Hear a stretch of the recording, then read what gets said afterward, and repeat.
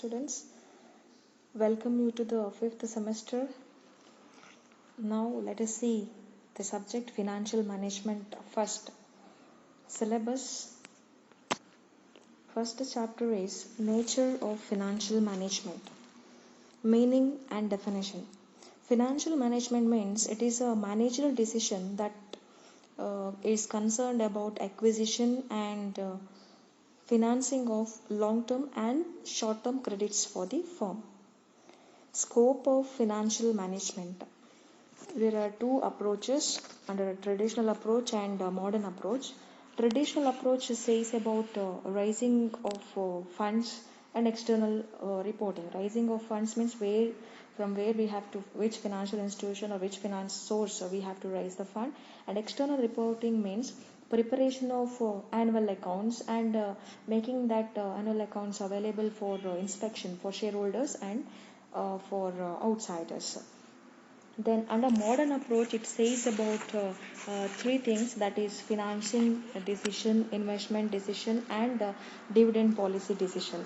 Under financing decision it estimates the fund requirement, then it makes arrangement for procurement of funds, then it plans the capital structure and it negotiates with the funding agencies. And an investment decision, it is going to take decision relating to cash management, working capital management and capital budgeting and many other things.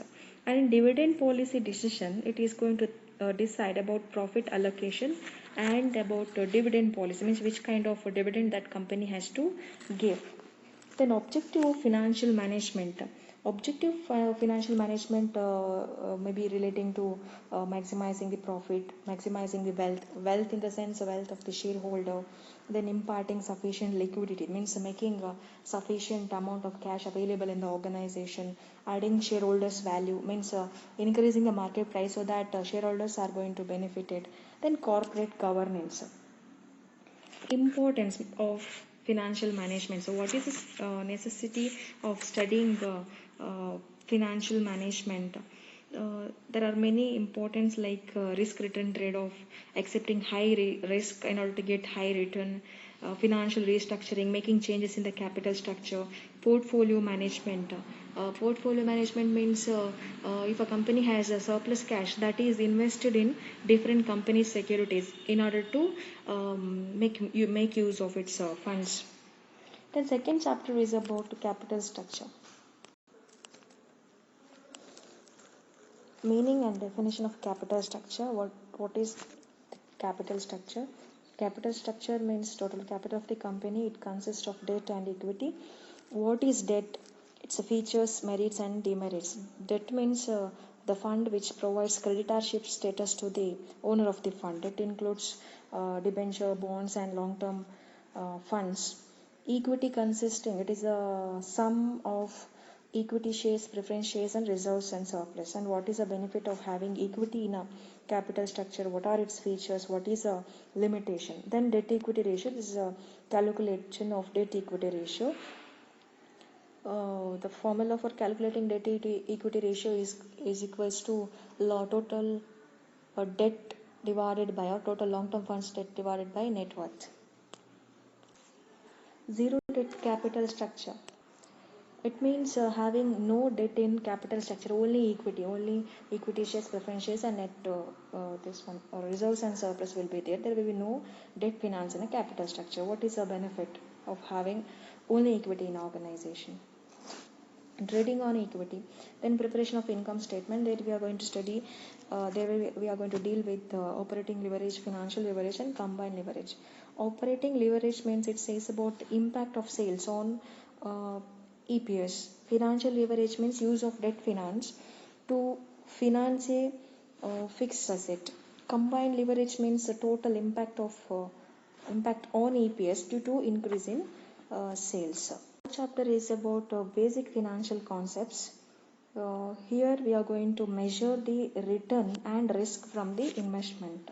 So return on investment we have to calculate by using the formula operating profit divided by capital employed into 100. Then expected rate of return, that is summation P into R, summation P into R, probability into return, we have to multiply, so that will get expected rate of return. Standard deviation and coefficient of variation and sensitivity analysis and range. Then all these things about measurement of risk. Risk return trade-off means accepting higher risk in order to get better return or in order to increase the return. Alpha factor and beta factor. Beta factor means return achieved by the individual stock comparing it with the total stock which is listed in a stock exchange. Alpha factor says about a return achieved by the individual stock when market return is 0. Then fourth chapter is about issue of equity shares, and that first one, rationale for issue, that means reason for issuing equity shares, public issue and what are the procedure involved in public issue, right issue, what is right issue. Right issue means issuing shares to the existing shareholder. Book building, what is book building, reason for issuing book building shares through book building, and who are the financial intermediaries involved in the process of book building, what is a procedure and its merits and demerits. Then fifth chapter is about stock exchange, what is stock exchange and its features, what are the rules and functions of stock exchange, different types of dealings. Then cash market, what is cash market, then what is option and future market and its settlement of contract. Then listing of shares, what is a procedure involved in listing of shares. Then about the speculators like bull, bear and arbitrager. Then speculative activities like rigging, cornering, wash sales, dividend stripping, bonus stripping. Then about Securities Exchange Board of India, its formation, functions and powers. Then the last chapter is about time value of money. So there we are going to study about the concept of interest, then compound interest, discounted cash flow and net present value. Compounding means borrowing in one lump sum at the beginning and repayment in one installment. So we are going to calculate the maturity value of investment from its present value. Discounting means we are going to calculate the present value of the investment from its future value or maturity value.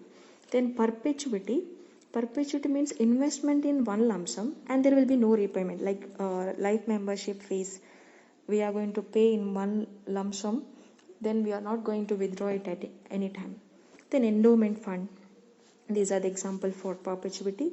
Then annuity, it consists to future value and present value of annuity. Annuity means lending in one installment at the beginning and payment is in installment. Lending is installment at over a period of time and it is paid in one lump sum, and that is called annuity.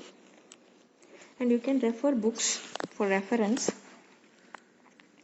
Indian Financial Market, Financial Management of M.I. Khan and P.K. Jain, Financial Management of Srivastava, then S.N. Maheshwari, I.M. Pandey, B.V. Raghunandan textbook Financial Management, and B.S. Raman textbook you can refer for more reference. Thank you.